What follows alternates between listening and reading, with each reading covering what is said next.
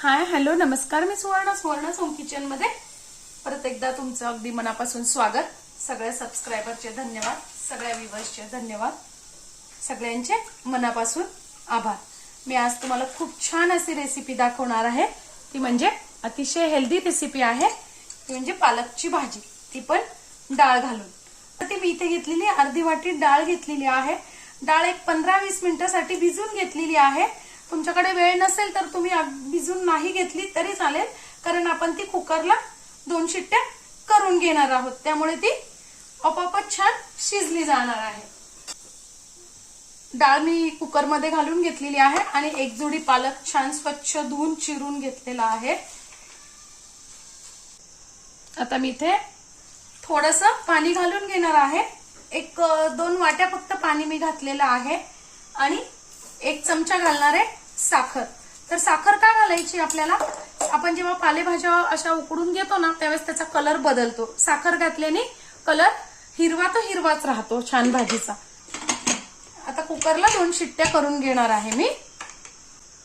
मी वाटण्यासाठी घेतलेलं आहे इथे कोथिंबीर, 1 ते 1.5 इंच आलं आणि 5-6 हिरव्या मिरच्या. तुम्ही इथे लसूण खात असाल तर लसूण घातलं तरी चालणार आहे. आणि मी आज ताकातली बनवणार आहे, तर 1 ते 1.5 वाटी ताक घालणार आहोत आपण. बघा, मी 2 शिट्ट्या करून घेतलेल्या आहेत. मस्त अशी डाळही छान शिजलेली आहे आणि भाजी पण छान शिजलेली आहे. आता थोडीशी मी ती घोटून घेणार आहे. आता इथे टाकून घ्यायचं आपल्याला ताक. तर मी ते 1 ते 1.5 वाटी ताक टाकून घेतेय. तुम्ही चवीनुसार कमी अधिक करू शकता. जर तुमच्याकडे ताक नसेल तर तुम्ही टोमॅटोही टाकू शकता, टोमॅटो नसेल तर चिंचही टाकू शकता, चिंचेचं कोळ टाकू शकता, किंवा मग 3 ते 4 चमचे दही पण टाकू शकतात. थोडंसं 2 चमचे मी टाकून घेते डाळीचं पीठ. आता हे छान आपल्याला मिक्स करून घ्यायचं आहे.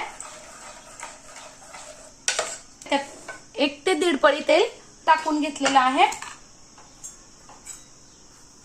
1 चमचा टाकायचं आहे मोहरी, 1 चमचा जिरे, अर्धा चमचा हिंग आणि 2 लाल मिरच्या.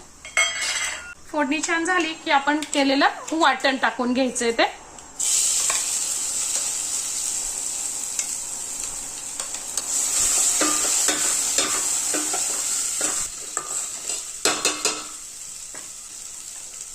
आता टाकून घ्यायची आहे भाजी.